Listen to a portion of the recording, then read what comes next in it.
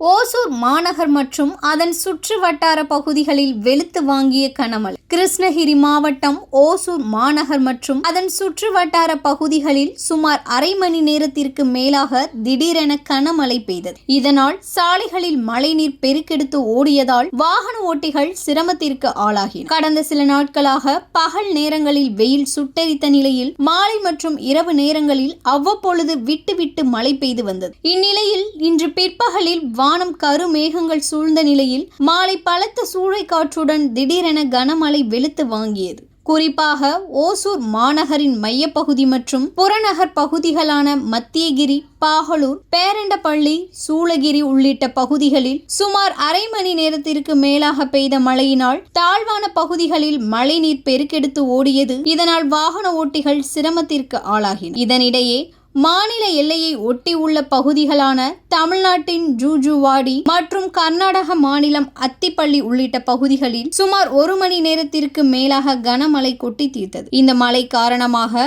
இதமான குளிர்ந்த சூழல் நிலவுவதால் பொதுமக்கள் மகிழ்ச்சி அடைந்தனர்.